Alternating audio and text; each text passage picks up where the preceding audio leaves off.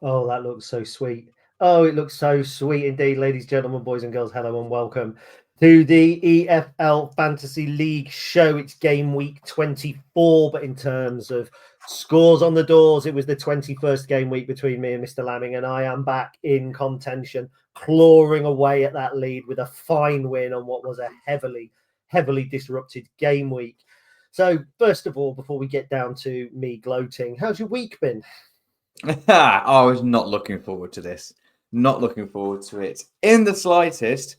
Not because I don't like recording, but because I don't want to record with you right now in the situation that's happened this week. It's going to be embarrassing. You're going to bask in various amounts of glory, and it's going to be horrible for the next half an hour. So, yeah, how's my week's been all right. This is the low light of a whole week. How are you? Yep, I'm good. Now there might be a little glitch in the matrix there because I have just paused it because I had to bring something in. So I was chilled out Saturday afternoon and it was an all right day. Saturday it was an all right day, wasn't it? Lincoln had played early, so that had gone. We got knocked out of the cup. It was cold outside. Any Red Dwarf fans will immediately say there's no kind of atmosphere, but you may not Oh, get I that love reference Red because Dwarf. I oh, you do. No, I did. really like Red Dwarf. Yes, I do. So it was cold outside. There was no kind of atmosphere, and I just happened to have a look at the games that were off, and that's really devastated our entire week. Well, yours, Our? because it was just game after game off. And I messaged you. You had picked Carl Piergiani as captain. I'd picked Mickey Dimitri. We'd got the same two players, and it got to a point where I knew there was no physical way that you could win because you had only got players that I had got, but the one that I had got, I'd captained him. There was no way you could win. And so I messaged you to let you know. And I got this back, didn't I? Yeah, you did. So yes, in answer to your question, I'm well, my friend. I am well because there was a time a couple of weeks ago where I was floundering in this fantasy league. I was grasping, I was looking up, I didn't know what I could do. You 2 weeks in advance, I'd got on you. You'd gone above me in the league table. We'll have a little look at that later as well. It was all looking bad. It was all looking bad. And then, praise the Lord, the weather strikes. Games fell everywhere, and I got another win. Yes, you did. Yeah, I'm going to claim the moral victory here because, we do count those as well, don't we? Because so many of my players didn't play due to postponements. And, a lot of people that would be playing this game away from, obviously, our little competition with each other would quite happily just go and edit their team when they see the game has been postponed and make sure that they hit the deadline. But we have a rule, of course, once we put this show out, we can't change our team, and more than happy to kind of adhere to those rules. Just been stung by the weather this week in that regard. Not fun. Now you weren't the only one to be stung by the weather, because this is the winning team, 46 points, by the way. I lost 5 players. So I lost Goodman, Piergiani, Evans, Killadun, and McGoldrick. And I was thinking as they were going, I was just desperate. It was literally, like we said, it was the Stevenage game going that I think tipped the balance. But I remember on the last show, it was a week ago, a lot's happened in a week, but I remember on the last show, you questioning my pick of Blackburn Rovers. Yeah, I did. Remember that? And yeah, that feels like a long time ago, and I feel very silly about that now. I really, really wish that last week I'd said, well, Blackburn's game is one that's likely to go ahead because it's a championship game, and championship games are more likely to have undersoil heating. It's far less likely that you're going to lose a championship game.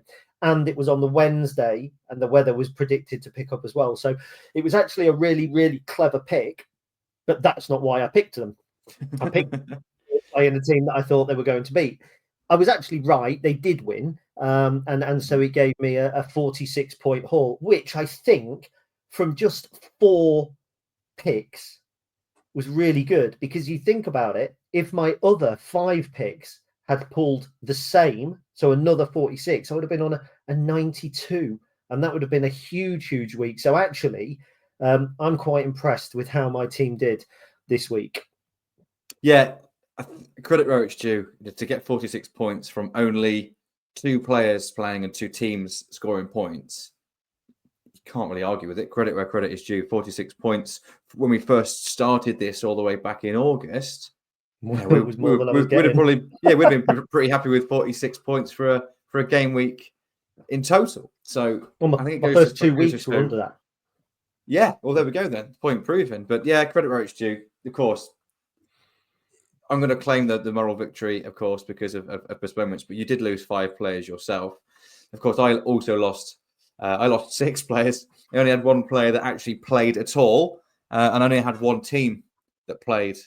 So Walsall, of course, same as you, 7 points. Mickey Demetriou, both picks, but you captained him, so you got 22 points for him. I got 11, and that was the extent of my point scoring this week. That is damaging in many, many ways. Of course, the most important thing is our game between each other. So it means that you are now 1 behind me in the overall scores. But in regards to the league table and overall kind of point scores, which of course we keep an eye on as well, it was, yeah, it couldn't have gone a lot worse, really. We will have a look at those in a little while, but it did feel like an amusing week. And you know what? Despite the fact that I knew I'd already won, I was sitting here watching the Blackburn live text feed on the BBC when they were 3-0 up, thinking, I don't want them to concede now because they'll lose points, even though I'd already beaten you. And I don't think it was even that I was aware that I was in a position where I could overtake you in the overall league, which I can, and did. So what we'll do before we have a look at the best people, before we have a look at the best people this week, the best players this week, let's actually have a look at the league, because we forgot it last time because we are so incredibly disorganized. So Josh is out, just 23 points between Josh and R Glass, who I'm assuming is not a Lincoln City fan. So the 2 kind of non-Lincoln City fans at the top. So John Leonard and Ed Harrison actually doing really well there, because these 2 boys at the top are, I think, are professional EFL Fantasy League players, so to speak. They're doing very, very well. Amy Jones is there as well. So John Leonard, Ed Harrison, Matt Fenton's up there. Mr. Meacham, Mr. D Meacham, could be Dean, could be David, could be Darren, could be Dick. Not sure. I think that's Ryan Rose. So it's the same names up there. They're fighting some big scores, look, as well. Ed Harrison, an 85. Captain Mickey Demetriou, great minds. Walsall as well. So, he had 2 people that beat you. And he lumped on Blackburn, look. Yeah. So, again, great minds. As we go down, so in the top 20, 1636 is the... Oh, it hasn't done it for me, look. 1636. It won't let me go further down than the top 20. Well, that is a fail. We need to go further down. So I'm basically going to keep doing it. I don't know if my internet has suddenly gone down. Well, that's a bit of a fail, isn't it? Okay, so we'll stop sharing. That is it. Something you're doing? Is it something you're doing in order to stop us seeing? I would love it if it was. I would love to have the computer literacy to know how to do it. I'm sure, as people have probably gathered by now, is I turn up each week and talk about football to the best of my ability, and then leave again. Gary does all the technical stuff. I wouldn't have a clue where to start, to be honest, mate, to sabotage this, even if I wanted to. It's not doing the overall table. It's doing the game week tables, but it's not doing the overall table. The difference is only a couple of points. I think I'm 31. I think it is Kyle Fox, 32, you 33, and Dean Gripton is 34. So there we go. So Chris, who would people have been wise picking this week? There is, of course, 4 players. Starting with the goalkeeper, Philippe Marchal of Crewe Alexandra, 9 points. Obviously, if a goalkeeper picks up 9 points, it's always useful. It's always a good score, but it's quite rare for a score of that low, I think, to be the highest scoring in any game week. But this is off the back of making 3 saves in a 0-0 draw against Swindon. 9 points for Crewe's Philippe Marchal. The highest scoring player of the entire game week was a defender. This was Callum Britton of Blackburn Rovers with a 3-0 win over Portsmouth, as you mentioned. No, I couldn't have got that prediction for Blackburn much more wrong, really, could I? So he scored a goal, got an assist, 3 clearances, 3 tackles, a clean sheet in there, all combining to create a points tally of 19 for Callum Britton. So that was a really good one. Midfielder, Walsall's Ryan Stirk. He scored a goal, 2 interceptions, 2 shots on target in a 5-1 victory over Tranmere. And then also of Walsall, Nathan Lowe, that familiar name, scored 15 points, a goal, an assist in that game. But of course, Nathan Lowe will not be scoring any more points for Walsall as he has been recalled from his loan there by Stoke City. So probably the last time this season that we can expect to see Nathan Lowe scoring a high points haul, unless he gets an extended run in the Stoke City side and Stoke City improved their form. But yes, Nathan Lowe with 15 points there. Now, this coming week, it's quite interesting going into the transfer window because there's been a certain number of kind of staples. Nathan Lowe at Walsall is a staple. Yeah, there are players that are moving left, right, and centre who have been staples all the way through. It's almost like a period of uncertainty, isn't it? It's a Terry Pratchett book called Interesting Times, and he wrote, "May you never live through interesting times," because if you're ever at work and somebody says these are interesting times and they're talking about shifts above and people taking over and jobs changing, what it basically means is it's a shit time and nobody knows what's going to happen. So interesting times. If anyone is a Terry Pratchett fan, they'll get that reference. Really, really good book. But these are interesting times because Nathan Lowe, actually, when you look at the average point scores, he's in the championship point scores and he's right up there. So if you don't know what you're doing, you might be looking at the numbers and going, we'll pick him. Joe Taylor has not had a cat in hell's chance of scoring any points all season. All of a sudden, he might be a bit of a wild card pick. Same with Dion Charles, who's struggled. You backed him a couple of times, successfully and unsuccessfully. He's now at Huddersfield as well. So it's really strange, isn't it, to watch a lot of these kind of movers and shakers. And if, Lincoln City are rumoured to get Sam Clucas, will Sam Clucas play? He's going to be a big one for interceptions, but he'd be a big one for key passes because he's been doing it at Oldham. So it is actually quite interesting. Now, that has reflected a little in our picks this week. So in our picks this week, we have got, it's a double game week. So we both of us, I think, have gone for all double game week players. Yep, we have indeed. So who wants to go through their team first? As you got the moral victory this week, I will let you choose whether I do first or you do first. I'd like to go first, if that's okay. It's been a while, hasn't it? So it has. Because I've won quite a few. So game week 24, substandard Liège. This is what you look like.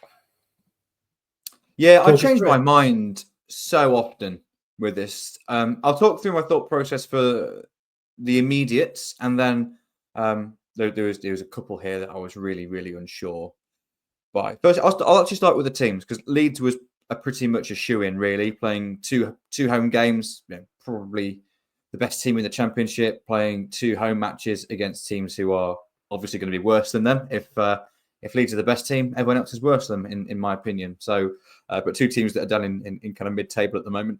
Now, this is, interestingly, the 4th time I've picked Leeds United. So I can only actually pick Leeds one more time between now and the end of the season. So that is something to bear in mind. I was really unsure with the second team and eventually settled upon Burnley. Away at Plymouth isn't necessarily going to be an easy game, and at home to Sunderland isn't necessarily going to be an easy game, but there is a potential of two successful results here. And there wasn't really another team that really stood out for me that I thought was almost guaranteed for 2 successful results. That was different to a player that I have put in my team. I tried my best, aside from the centre forwards position, I tried my best to try and not double up anywhere else, try and mitigate kind of any losses there if someone gets injured or a team perform badly. You're only losing, one, I suppose, shot at the dartboard in it rather than 2. I've learnt that, I think, from right from the early part of the season. That's a massive change I made from the early part of the season. If I had a team that I thought, yep, they're going to do really well, I'd pick 2 players from that team and pick that team. And it was ever since we had Josh come on to speak to us. He appears to be a lot more of an expert than both you and I at this game. And it was just something he said, and it made total logical sense. So as often as possible, I've tried to follow that.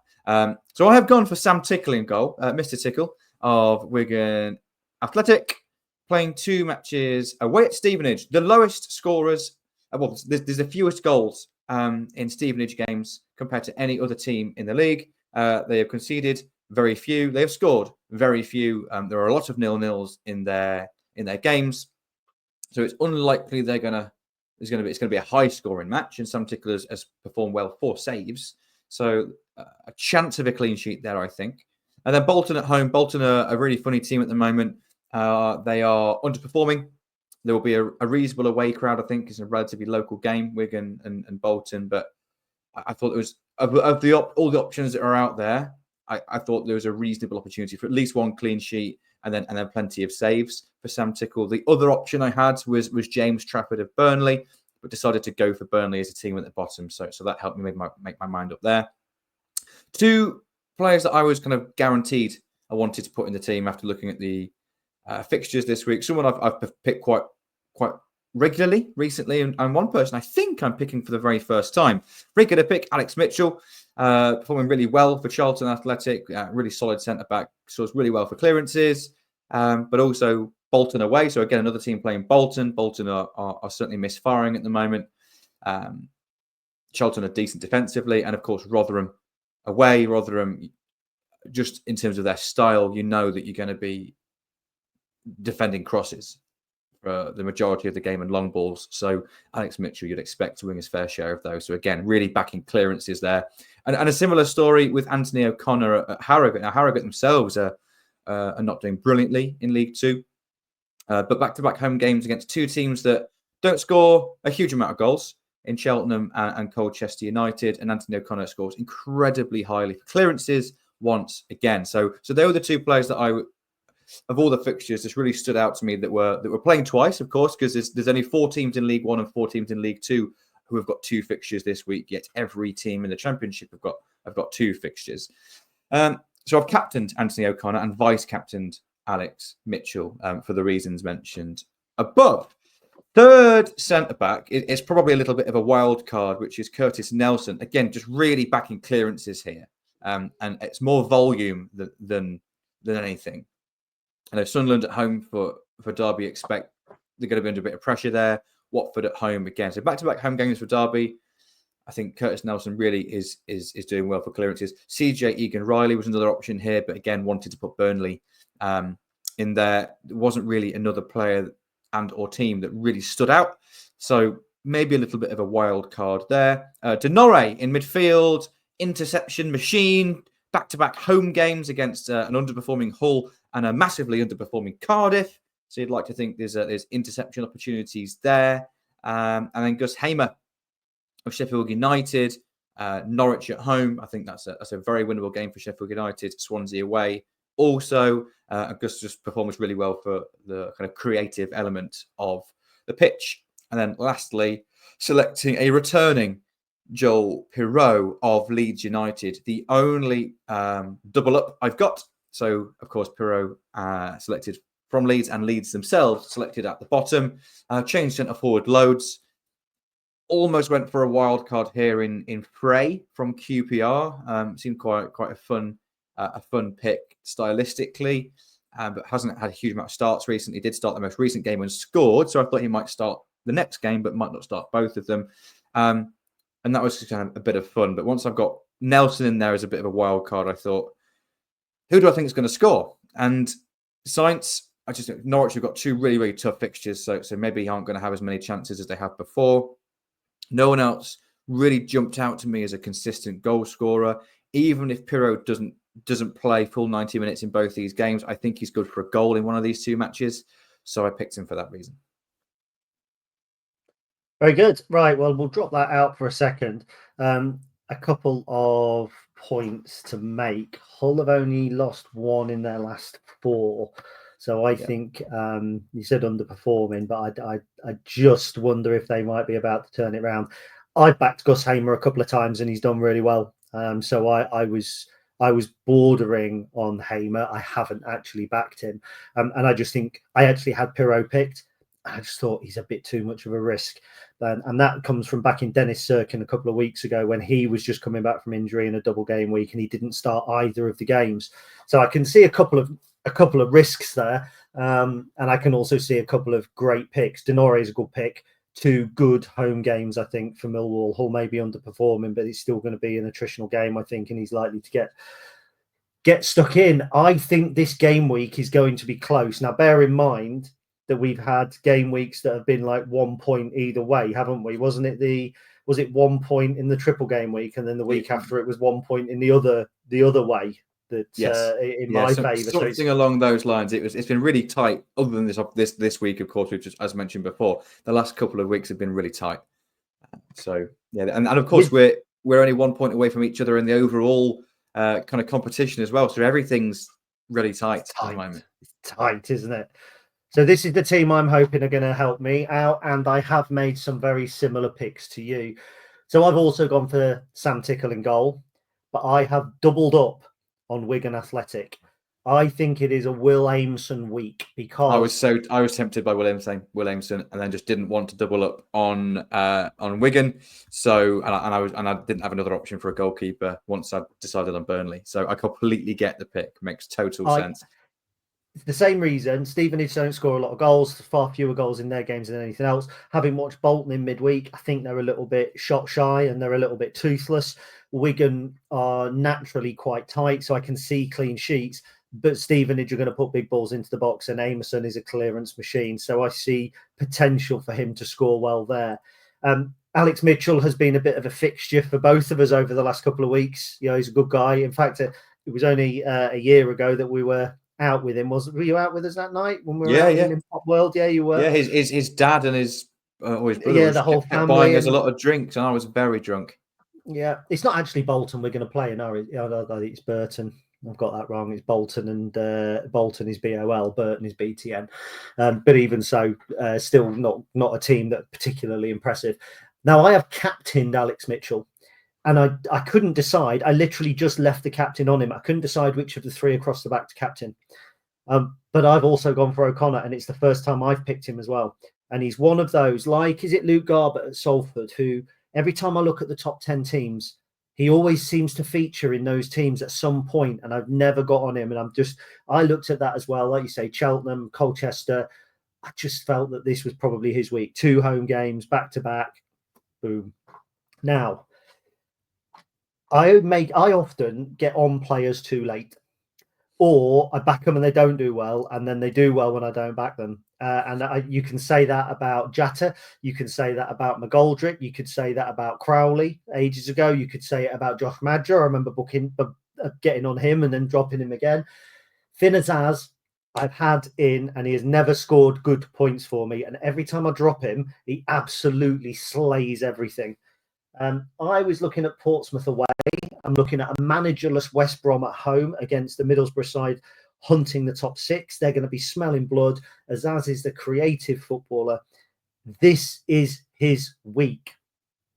Fact. And is it a fact? Fact. I deal in fact and nothing else. Josh Brownhill, Sunderland at home, that's going to be a game where the ball is going to be in the middle of the park an awful lot. It's going to be going back to front. There's interceptions, passes. It's going to be a great game. And then Plymouth are crap. Even under their new manager, they've got a lot of kind of trying to save themselves to do. And I just fancy Josh Brownhill to be a big face this week. And then I've taken a risk up top because I didn't know who to get on. I had Pirro in, but it was obviously I've said about the Sirkin issue. I looked at a couple of other players. Obviously, Josh Madger would have been my go-to, but he was injured. Borja Sainz, every time I've picked him, he's been rubbish. So he will score a lot this week for anyone that is on him because I haven't picked him. I've gone for Bayo. And there was a news article I read earlier in the week that he only needs 4 more goals to become the leading scorer for Watford since the Nigerian fella that was at Man United for a bit as well. Was it Igalo? So he hit 14 goals. Bayo's already got 10. He's an irregular scorer, I think if you've got 10 at this stage of the season, it's what Joe Taylor had for Colchester at this stage of the season. So you are on for a 17, 18, 19 goal season, I think. So back-to-back games, Derby away. I mean, Derby are a middling championship side at best. I think there's an opportunity there. Preston at home, you would expect Watford to see that game as one they're going to win. If they're going to win, they're going to need to score goals. And if they're going to score goals, who's going to get them? It's their centre forward. So I have taken a risk. I didn't think it. Everyone else in my side, I thought you might have picked. So as I'm picking it, I'm thinking, would Chris pick this player? Azaz, Brownhill, Mitchell, Amerson, O'Connor, Tickle, absolutely. 3 of those you did pick. The other 3 you probably considered or at least hovered over. I know you did with Amerson. Bayo, I don't think will have come into your thinking at all when you were looking at centre forwards. And so I'm looking for that marginal gain. It's got to a point now where it's one game between us, 1 week between us. I'm willing to take a little risk.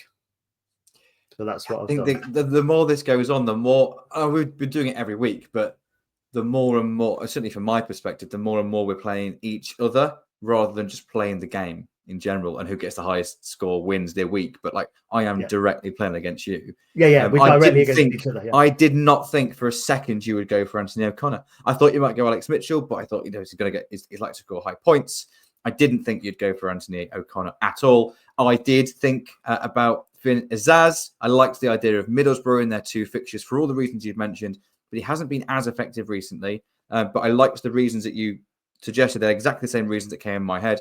Once I decided I wasn't going to go for Azaz because I wanted to go for Hamer, I thought he was in my opinion, was more likely to have at least one standout performance in their fixtures. I just couldn't trust. I don't trust Middlesbrough yet as a club. I think they've got so many qualities. I just don't trust them in terms of backing results in back-to-back games. So I ended up not having any Middlesbrough players or teams in the end at all. Brownhill, really considered him, but I decided in my midfield I wanted a creator who could score points with attacking metrics, and I wanted a defensive metric guy. And of course, I went for Denore, considered Brownhill, but then decided on Burnley as the team. So decided not to go for Brownhill. Did consider Bayo. Mainly, he wasn't anywhere near a top pick. I was close to selecting Frey ahead of him, and I think that's a bit of an out there thought process. It's just he hasn't started. He doesn't start that often, and that's going to put me off because I really didn't want to double up. But I in my head, I had no choice really. I thought Pirro was the only option really in the kind of thought process in my mind. You know what we haven't touched on yet though, which I think is incredibly interesting, is your pick of Bolton Wanderers. Well, I'll come to that. So I've obviously gone Leeds United. 4th time I've picked them as well. 2 winnable games. I mean, as soon as I saw Sheffield Wednesday after that fans forum, morale there is going to be at an all-time low. So I think Leeds will get some points. Yes, I've gone for Bolton. They'll beat Cambridge. Dealing facts, they'll beat Cambridge. And they could beat Cambridge 2-0, I think, with the quality that they have. So that's 7 points from the off. So then it's a game away at Charlton. I don't know. I don't know why. It's at home to Charlton, by the way. Yeah, that's what I mean. Yeah, sorry, home to Charlton. So I think it was 2 home games. The Cambridge one's winnable. The Charlton one, they may pick up a draw. Having watched Bolton the other night, I mean, defensively, they're fairly solid. It was pop shots from us from outside the area. Going forward, they didn't have an awful lot, but we know that at their own ground, better atmosphere, Charlton a big club, it'll be a big game. For some reason, I fancy Bolton to get back-to-back wins this week. And therefore, I was looking for that. Again, I'm looking for that double game week team, but just with that marginal difference. Yeah, well, I was never going to pick Bolton at all because, and that was a team who I massively backed in this game, but just generally speaking, pre-season, I thought they would go one better than they did last year. I thought they were the best team in League One last season, despite not getting promoted. I think they had so many qualities, but they really haven't just shown consistency in those performances this season. That they're obviously performing relatively well. They're stumbling a little bit in League One, underperforming by their standards, I think, but still very much in with a shout of getting into the playoffs. But probably similar to Middlesbrough, I just don't trust them yet. And yeah, like you say, you're playing the marginal gains and maybe the wild cards a little bit here because, yeah, there is absolutely a reality in which Bolton win those 2 games. So I get it. And you're almost guaranteed to get at least 1 win out of that. And then you're rolling the dice for the other one, aren't you? And that's not bad because there wasn't many teams that stood out as really strong picks other than Leeds this week. So it was really difficult to pick another side. So yeah, that's definitely a big one because I think I've of course gone for Burnley. One at least on paper, one tough tight game, one you'd expect winnable game, and then of course with Bolton you've got the same there. So that'd be really interesting to see how that transpires. Now, you'll be delighted to know that I have just revisited the league table and it does now work. So to close up, there we go. 30th, Mr. Harvey is 12 points ahead of me. 31, it's 1,552. Me, 32, Kyle Fox, one of our contributors on the Stacey West, 1,548. And then you, 1 point above Dean Gripton. It's actually quite ironic, isn't it, when you think about it, that the 4 of us are close together there. Myself and Kyle, you and Dean, kind of all people involved in this podcast or the Stacey West or whatever. So I do think that is a particularly interesting situation. I think Dean deserves incredible praise. Yeah, he does. Yeah. No, for only picking, and for anyone that maybe have missed earlier episodes when Dean was on the pod, we will get him on again soon. By the way, we mentioned that, didn't we, as a little bit of a mid-season kind of check-in. But yeah, to be doing that well, and Dean only picks players that less than 1% of the overall player base has selected, which is a really useful kind of statistic that you can see on the site. But to be performing just as well as us two, who most weeks can pick whoever we want, just maybe 1 or 2 times we've had a little rule in here or there that restricts us. But on the whole, we've been able to pick who we like. And you can only pick players that pretty much no one else has. I think that's incredible. So, yeah, I don't get me wrong. I'd still like to stay above him, please. I wish him well, but I don't wish him that well. But more than anything, I'd quite like to win this week by at least 8 points so I can overtake you in the league. That'd be lovely. I would very much like to win this week so that it got back to 11-11. And I think then we should maybe look at a challenge of some description next week. It's a pity there isn't a function on there so you can see how many times you've selected certain players. And we had to pick a team full of players that we haven't previously selected. But it would be too much of a ball ache to go back through and look at all of the teams. So, right, we have overrun, so we will call that a day. It has been a phenomenal week in the EFL Fantasy League challenge between me and Chris because I am back on top in the overall standings and I am within that far of drawing things level. It might be weather assisted. It might be assisted by the fact you didn't pick your team the week before and I won. Terrible a couple of weeks, haven't I, in that regard? Didn't pick a team 1 week. And effectively every game called off the next. But hey, I interrupted your outro there. Sorry. What you have done is you have escaped punishment for your non-1% week because nobody commented on a punishment. And I think punishment enough was all those games being called off and us not being able to recall teams. Yeah, that's karma, isn't it? I am rescinding your moral victory because it was kind of punishment. So morally, I'm still winning as well. So, everything's coming up, Gary, this week, isn't it? What a wonderful time to be alive. We'll be back next week, game week 24. Be sure to check it out, please. If you are a fantasy EFL fan, share this with your friends, like, subscribe, do all of that usual stuff. But most of all, remember this. I'm coming for you, lambing.